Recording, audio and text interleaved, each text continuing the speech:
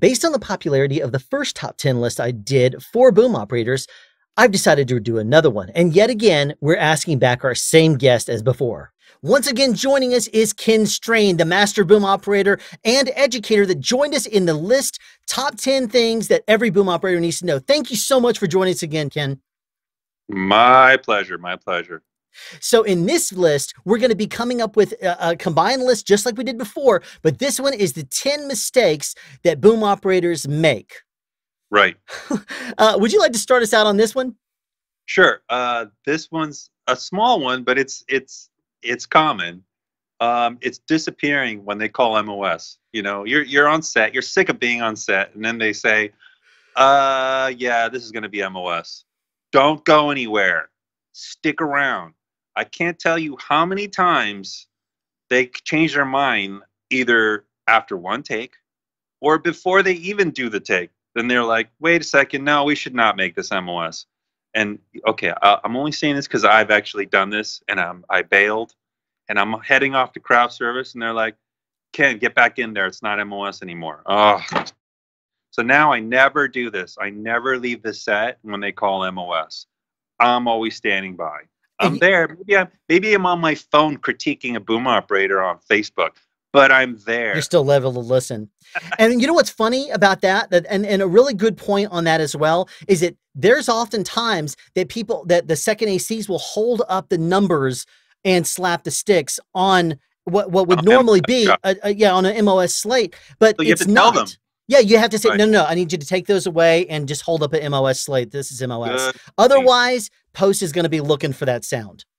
Yeah, you have to almost tell the second AC, hey, this is an MOS shot. No need to hit the sticks. You know, if they're depending on the camera crew, you know. Oh, absolutely. More skilled people obviously know that. Here's my first on the list. Allowing your muscles and ligaments to be overstressed or even stressed at all. That's a bad mistake that people have a tendency of getting into, getting so amped up. I'll tell you, one of the first things I ever did that I realized real quick was a mistake was I was doing an infomercial. My sound mixer said, well, I want you to have the boom over this one person because his lav doesn't sound that good. I said, okay. And I was all gung-ho about it. And I started that thing out with the boom over my head, extended out about 15 feet. Only did I realize later this was a 2-hour-long sit-down interview. And I got real tired real fast. Yeah, you know exactly where I'm going with on this. And I'm seeing in the middle of like a couple minutes in, and I'm shaking and I'm lowering the boom to where it feels more comfortable. But then I'm starting to strain more, and I'm seeing the key grip slowly bringing me a sandbag on top of a C-stand to try to help me out. And it was one of those things that was a lifesaver for me. But yeah, I tell you, you know, you gotta keep it simple, and you gotta try to not strain your muscles on every single setup if you can. My first show, I did that. I didn't realize that I could have just held it right at my shoulder height. The operator was shorter than me, and he was his hand holding a camera, and we were doing this long master with not a lot of headroom. The camera was in tight on 2 people. And I believe that a boom operator was supposed to hold the mic over their heads, not realizing that it was completely unnecessary. And I'd been doing it the whole show, and it wasn't a very long show, but I was just new. It was my first show. And I couldn't take it anymore. My arms were shaking so bad. I locked my arm over my head, and I completed the master and the next take. And then I went to craft service, and I poured myself a Coke, and I could not raise that Coke to my lips. I had pinched a nerve. You feel it in my arm, and I lost the ability to lift more than like a few sheets of paper up, and that went on for 6 weeks. And so I was still able to boom overhead, but I wasn't able to lift anything. It was just deactivated, like my bicep was deactivated because I pinched a nerve. So there wasn't anything I could go to the gym and fix. It was just time had to heal that nerve. So and being as tall as you are, it's comical to hear, because that's right? The boom's got to be on the ceiling coming down, and you'd be like, what am I looking at here? I mean, it's one of those pictures that now shows up in the forums, and you're like, dude, what are you booming? So what's your second mistake that boom operators make? Second mistake is resting the pole on the head. Don't do it. Just don't do it. You think that you're resting, you're not. Your neck is not resting. Your neck is straining. A good buddy of mine, Dave Patty, who's retiring because of shoulder and neck issues, said one of his biggest mistakes was learning this technique from another boom operator, an old school boom operator. Well, we were shooting film. They didn't have to rest that long. So this resting position where you like rest it on your head and like do a long take because your arms are tired, so you put it on your head. It's such a comfy pad right there. That's going to lead to neck issues. It does. That's going to screw your neck up over time because we're doing super long takes now. Yes. So like you think that like, okay, there's not a lot of cueing here. My arms are tired. I'm just going to put it on my head. You're jacking up your neck. I'm sorry to say, stop it. Don't do it anymore. I care about you. Don't do it. What would you rather have, a working neck, or would you rather have a tired arm? Because in all honesty, you're compressing your spine, and that's not good. I made that same exact mistake for years, and it takes a while to correct that bad behavior. And that right now, even to help me right now, because I feel like my neck is not as limber as it used to be, is I actually have one of those things that you kind of blow up a balloon and stretch out your neck a little bit. And it actually has been helping me because I realized that I made that mistake in my younger years as well. But that's a good critical thing as well. My second is not thinking ahead. So often there's opportunities that we have on set that if we just thought ahead, we could help them streamline the process. We already hear the directors of the DP saying, okay, so this is going to be a wide here. We'll probably run a simultaneous tight coverage on the other side. And then we'll just come around here for the last bit. Hold on one second. Can we just do the wide by itself if we're just going to be going in for coverage? And thinking ahead as to what you're actually going to be getting and what you want to be getting for your sound, to sound like on the show. If you just think ahead a little bit, you can streamline a lot of your behavior on a set and what you do. Yeah. Thinking ahead takes now thinking ahead, not thinking ahead as a mistake. A lot of that comes with experience on a set. Like if you're starting out, you won't understand what thinking ahead means. You really have to be immersed in the filming process and see how it happens from top to bottom, how the lighting, the directing, the editing, the final product. When you start piecing all these elements together, that's going to make you more effective at thinking ahead. It takes kind of a number of years to reach the point where you really know how to think ahead and become efficient, because now you're able to throw a flag before they even move a camera and be like, look, guys, here's what we need, so you can plan around it, So that takes, I agree, that's a mistake, but that's also something that takes a little bit of experience to really... And you're right, it absolutely does. But you can also start small. If you're watching a rehearsal and there's people in high heels, there's going to be carpets down there every single setup because you're in an office building. If nothing else, think ahead and have a bunch of carpets staged on the edge of the shot. So that way you can throw them in as soon as you can. Little things like that are even thinking ahead. Things like that, like staging, staging some stuff like, okay, can't use it in the wide shot, but we're going to use it in the tight, so let's get them ready to go. Or vice versa. Yeah, exactly. Those little things you can anticipate, for sure. Sure. How about your next mistake that boom operators make? The next mistake is, and this is kind of like not so much on set, but like around the set, listening to PAs tell you what to do and where to go. Don't. Use your head. Don't let the PAs boss you around. I'm not saying shut them down, but I'm not saying you should take them too seriously, because they're not filmmakers yet. They're not in that position. They don't know. Even they're the second. They're just being yelled at, and then they're just throwing shit at you that they've been yelled at in their headphones. You have to take what they say and use your judgment. Don't jump. Don't say how high when they say jump. And Doesn't matter even what seconds don't know the whole story. The first That's true. AD, what one of the first ADs I worked with years ago told me, don't go to the body when the head is still alive. And I was like, wow, that makes a whole lot of sense. Now, sometimes they'll step out, but they'll leave their second or somebody in charge. That's who the new first is, as far as we're concerned. But definitely go to the first AD for accurate information on the set. But even then, this day and age, there's oftentimes that first ADs don't even know what's going on. So you got to stay alert. I know. So don't let the PAs boss you around. You're going to end up wasting time. You're going to, a lot of times PAs make you move somewhere that doesn't work for you. And then it's actually a wrong spot. And you got to use your head and find the spot that works the best, the longest. So that's something you should think about when you're, even as a boom operator, I'm thinking about where's the sound mixer going to be able to put his cart for the longest amount of time. Yes. With the least amount of movement. So I analyze the scene and think about all the coverage and think about where the camera is going to be pointing in every direction for the coverage. Because to me, it's pretty apparent where they're going to be pointing the camera after watching the market rehearsal. You know where the line's going to be. Okay. So I'm thinking about the sound mixer's cart. Where can it go where it'll work the best in terms of range and have to move the least in terms of setups. Mm-hmm. So PAs aren't thinking this way. They're just taking whatever stuff is being yelled at in their ears and giving it to you. And you don't have to take it. You can tell them, no, forget it. We're going to do it our way. So don't worry about that. That's actually a good segue into my next one. And my next one here is doing things last minute.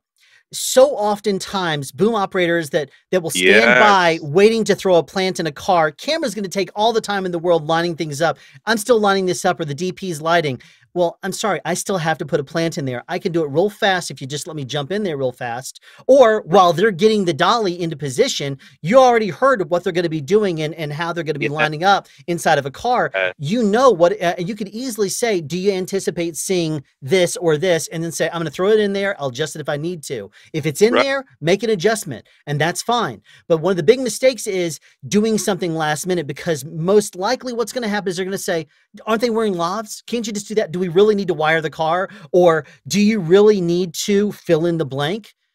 Mm-hmm, why is it every other department gets to do what they need to do, but I need 30 seconds to do one little thing? And that doesn't work. The show I did in fall, I went to put down some carpets. I had told the first AD, as soon as we punch in for coverage, I'm going to be throwing down the carpets. They were staged on the edge of set. I went to throw them down there, and the director was like, I just want to roll. I want to roll. I want to roll. As soon as they were done, he's like, all right, roll. I'm like, no, I got to tape them down. No. We're just going to go. No, this is a steady cam shot. You have a liability here.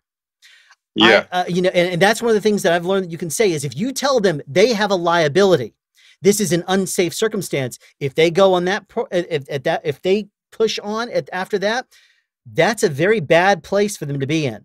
If you tell them they have a liability and this is a safety concern. Oh yeah, that is so important, is throwing the safety card out when they've got Steadicam and they want to roll on a complicated Steadicam shot without a rehearsal. I always throw the safety card out. I'm like, nope. Yeah. This is not safe. We need a rehearsal. Now, I wonder if it's a conflict of interest that the person in charge of keeping the time clock going for the day is also the person in charge of safety. Yet that's another discussion we could have. What's your next list? That's a good point. Okay, so another mistake, and this is something that you kind of have to learn out of just realization of what's going on. It's not on every set, but a lot of times you have directors coming in, making big changes quietly to actors between takes. So the mistake is not eavesdropping on those conversations. Those conversations can change everything about the scene, and you're not aware because you're trying to be respectful. We're in between takes. They just call cut, and then the director comes on set, and you back off, and you're trying to be polite and respectful and give them the time and space with the actors, and you think they're just giving them little subtle notes. Sometimes those notes are like complete line changes, blocking changes, or a yell instead of being quiet, or anything. It could be anything. They say like, okay, don't be quiet on that line, yell that line, or vice versa. I can't tell you how many times I've been burned by not paying attention, not eavesdropping on this stuff. And so I develop a routine right away where I eavesdrop on, if I see the director coming in and giving notes, and then things seem to change completely after the notes, I'm like, okay, that's it. I'm eavesdropping on this person. Yes. Every And, single and time. the DP is the same way. If a DP comes in, you know they're going to be making some sort of a camera adjustment or doing something. They're going to be calling in a light or a flag or something. So listen to the DP as well. That's another person that could very easily make one little bitty change, one little bitty thing that changes everything for you. Good point. The DP as well. If he comes into the set on take 2, you know something's going to change. Yes. You better pay attention to what he says. Good point. My next one here is making the mistake of looking at the monitor as opposed to talking to the operator. To me, I always tell people, regardless of what you think about, do guns kill people or do people kill people? With regards to cameras, the camera operator points the camera. That's the person you need to talk to. Don't look at that monitor because it might not be framed up. If you look at that monitor and rely on that information, you're going to completely forget the fact that they're looking down the hall at the pan off, and that they're not being used. They're being used only for lighting for one particular thing. And you say, oh no, we're actually over here. Don't make that mistake. Learn to talk to your operators, become friends with your operators, because those are the people who control that camera. They're the head. That's who you really want to talk to. And there's been many times I've worked with sound mixers who say, well, that's not, why are you telling me you're going to cover this guy and this guy when this guy's on camera? He's not really. Well, why is he on camera? Because they're lighting or doing something, but that's not what we're doing. And I even had a sound mixer tell me I'm lying. And then as soon as we rolled and the camera framed up, he's like, oh, no, you're right. Because he realized real quickly that that was a mistake. Yes. Staying in good communication with the operators is critical. I mean, here's the thing. My modification to that is I do use a monitor. You know, I've been lucky in New York. I've been just doing features, and they all use Q-Take. Oh, yeah. And those HBO shows are all have video assist guys with Q-Take as well. So Q-Take lets you use your phone as a monitor, and I love this. I've gotten really, really comfortable with this because it lets me play very aggressively. There's only about a split sec. I mean, the delay is extremely minimal. Yeah, it's amazing. Quarter of a second or so. Yeah, it's so minimal, but I get a good sense of, like, it allows me to, because I'm a precision boom op. It allows me to ride the frame on the wides, where instead of being safe, I can be dangerous. And that's, operators are okay with it because they see that I see what they see. So it works. And they see that you're respecting the frame as well. It's a it's a mutual thing. Yeah. So they know that I'm always out of frame, but I'm right there. And so we actually have kind of a shorthand going where I've kind of just changed my style because of this. Obviously, I do, when I'm, depends on the show. If there is no monitor or there's whatever, then I'm in communication, and, I have a variety of ways of handling this. But as a precision boom operator, as someone who wants to be tight and get the best possible sound, it all comes down to information. There's information from the operator, there's information from the monitor. And I start to see a style in each operator and see how they work.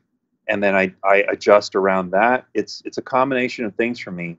It's communication, and also it's having access to a monitor, which I've got multiple ways of having a monitor right in my eye line, which is really cool. Yeah. I usually peek on the monitors on the cameras.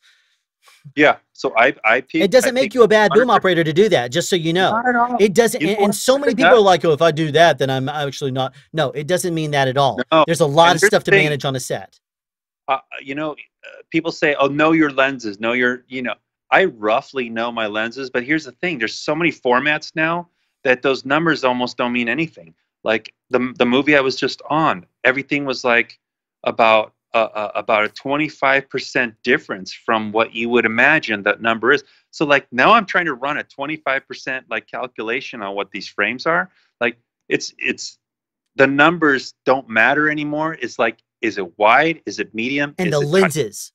Even the Yeah. lenses matter. And what's crazy is now that we have red cameras, that you could shoot an 8K image sensor, but then you can extract it something like 5K or 4K. And so suddenly a 35 millimeter lens is closer to a 65. And you're like, okay, so that's Yeah. where looking at a monitor is really a handy thing. Exactly. So monitors, I've become very comfortable with just the idea of monitors. It's very old school. Like when I grew up in film, yeah, lenses. Lenses helped, and everyone got really good. The good ones got good at knowing exactly what the lenses are. But let's say they're shooting on a wide shot. If they tilt up an imperceptible amount, it's 2 feet more headroom. Yes. That's where a monitor comes into handy, where you can like compensate for their tilt up And not blow the entire take. They're in another room. A lot of times I'm booming. I don't even have a visual on the camera.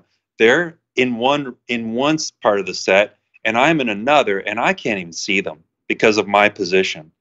Now I have a visual, and anything they do, I'm on top of. My mixer will be like, do you have a monitor? I'm like, yeah. He goes, okay, great. Now he doesn't have to sit there instead of mixing, coaching me on the frame line changes and all that stuff, because I'm all over.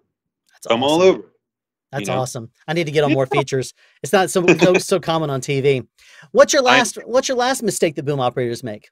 My last mistake, I see this all the time, using the word try.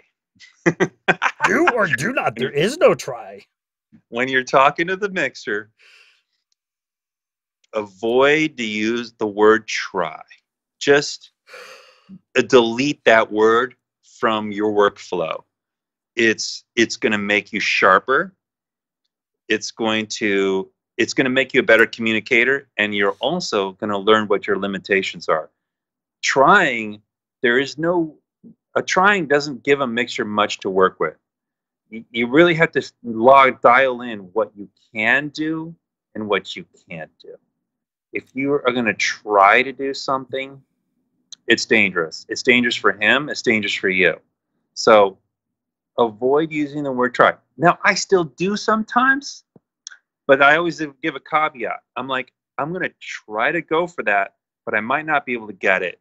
Give me a little help. If they've got a wire on them, that's going to save us. But that would have been the default if I said no anyway. Yeah. So I'll say to them, it's mixer's choice, because he might prefer the boom, and he might like that I'm going to try, and then he can decide, all right, that didn't work. But like, I see it a lot where boom operators say, yeah, I'm going to try to get that. And I'm just like, you're going to just try to get that? I love this one because to me, what I'll usually do is I'll say, and then this is a bit of a stretch. You might want to give me a little help with that. That at least get them in the mindset of, okay, maybe I would rather play that on the wire or something. They're at least listening for it at that point. And usually take one or the rehearsal is where you dial that in. I agree completely. At a rehearsal, you can dial that in. I love rehearsals. It's just like, I notice, like when I get on, like I work with this director named Joe Wright, who he's done some big movies. He did a Churchill movie. I did a movie called Woman in the Window last year. It was so old school. We would do 2 or 3 rehearsals before. It's as if we were shooting. Nice. Aren't. So nice. I was like, and with one camera, the entire movie. We never. And you probably went faster than you did with multiple cameras too, didn't you? It wasn't like it was faster because of the feature, and I gotta say it was like hilarious how like the DP would cut. He's a famous DP, Bruno Delbonnel, and he would light for 30 minutes and then just come on the set and be like, you know what? I don't like any of this. This key grip, Mitch, who's like this famous key grip, does all the big movies in New York. He's like, can you just, take all this down? Let's start over. And I'm like, wow. Artists. I can work with artists all day long. That's hilarious. That's something you don't run into at all in TV. You'll have a first AD about to jump out of their skin. I love it. I know.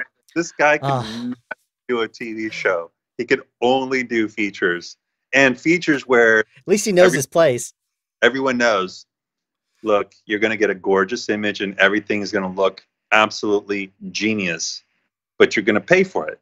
And that's just the way it is. It is good, fast, cheap. Pick two.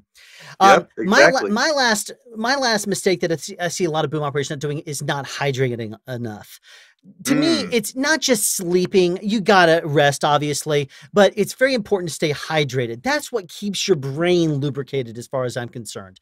You work out in the summer heat. You work out in the winter cold. Whatever that happens to be, if you're not paying attention to your vitals, you're not going to be as sharp as you can. Your movements are not going to be as fluid. You're going to be more shaky and jittery. And obviously, staying hydrated, it's important to also note that for every 3 bottles of water that you drink, you need to replace some electrolytes as well. So whether that's a Gatorade or Powerade, it's a Zip Fizz or an emergency, or you even take the tablets or do something more natural. Whatever it is, you got to stay hydrated. That's what keeps your muscles and everything working top notch. Like that? What's that? Oh, yes. That? Exactly. 2 water bottles on my stand? Yep, I always keep one right next to me too. I have 2 24-ounce water bottles that are insulated on my stand, filled with filtered water from home. Yeah. So yeah, I stay hydrated. Absolutely. I agree. It's so critical. Your brain won't work as well. I mean, you'll lose energy. You'll be slow on cues. You got to keep hydrated. It's true. You don't. And it's easy to get dehydrated without realizing it. It is. And so even if you have to run to the bathroom a little bit more often than you do at home, it's important for you to do it, because the effects of not hydrating enough is far worse. You're not even going to be able to speak and communicate properly on set anymore.